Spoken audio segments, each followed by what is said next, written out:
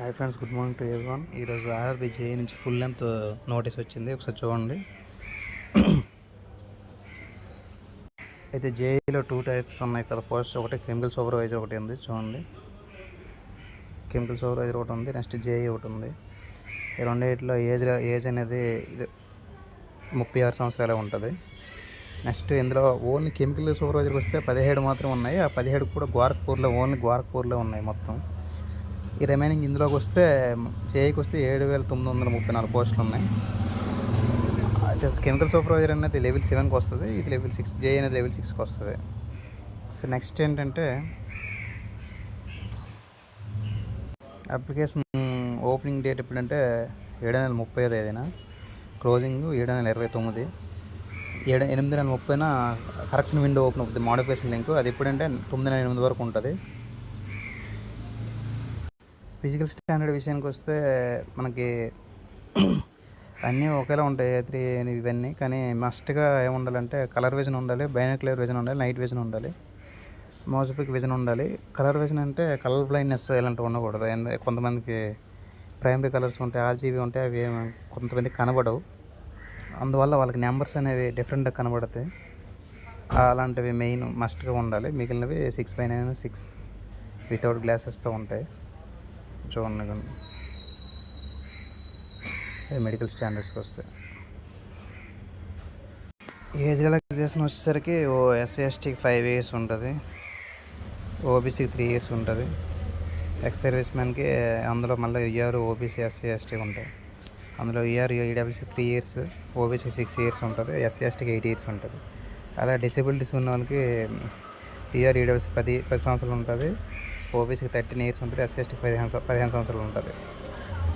అలాగే candidates serving group సిలో ఎవరైతే ఉన్నారో వాళ్ళకి గ్రూప్ సి గ్రూప్ బి అలాగ ఉంటారు కదా, వాళ్ళకైతే ER EWCకి 40 years ఉంటుంది, OBCకి 43, SC ST 45 అన్నీ చూసుకోండి. ఫీమేల్ క్యాండిడేట్స్కి అయితే కొంతమంది ఉంటారు కదా, వీడియోస్ ఉంటారు, డైవర్స్ అయిపోయిన వాళ్ళు ఉంటారు కదా, వాళ్ళకైతే ER EWCకి 35 years, OBC 38, SC ST 40 years ఉంటుంది.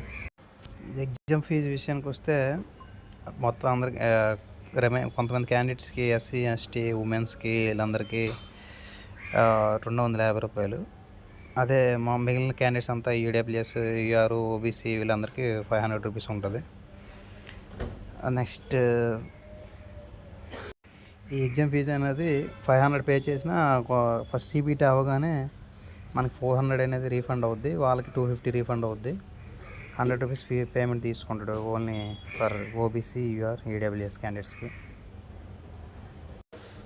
EWS EBC ఎవరు వస్తారంటే ఇదిగో ఇన్స్ట్రక్షన్స్ ఇచ్చాడు. EWS అంటే ఈ పాయింట్స్ వాళ్ళకు ఉండాలి, 5,000 50,000 కంటే తక్కువ. ఈ సర్టిఫికేట్స్ ఇవన్నీ వాళ్ళకు ఉండాలి. నెక్స్ట్ ఫస్ట్ CBT అయ్యేసరికి 1:15 రేషియో తీస్తాడు సెకండ్ CBTకి. ఆ ఫస్ట్ CBTలో ఎగ్జామ్ మనకి సిలబస్ ఏంటంటే CBT 1 ఎగ్జామ్ సిలబస్ ఏంటంటే మ్యాథమెటిక్స్ 30 మార్కులు ఉంటుంది, రీజనింగ్ 25 మార్కులు ఉంటుంది, జనరల్ అవేర్నెస్ 15 మార్కులు ఉంటుంది, సైన్స్ 30 మార్కులు, మొత్తం 100 మార్కులు, 90 నిమిషాలు ఉంటుంది టైం. అది అయిన తర్వాత స్టేజ్ 2కి 1:15 రేషియో తీస్తాడు.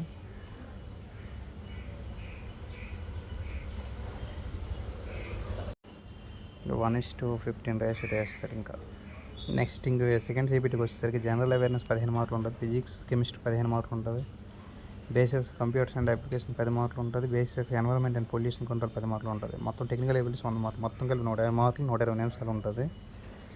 అది కూడా టెక్నికల్ ప్లస్ అవుతుంది. ఫస్ట్ CBT టెక్నికల్ క్వాలిఫై అవ్వచ్చు కనుక కొద్దిగా కష్టపడితే సెకండ్ CBT క్లియర్ చేయొచ్చు టెక్నికల్ ఎబిలిటీస్ ఉన్న వాళ్ళు. ఏ గ్రూప్స్ వాళ్ళు ఎలిజిబుల్ అంటే ఏ గ్రూప్స్ వీళ్ళు ఎలిజిబుల్ అవుతారు.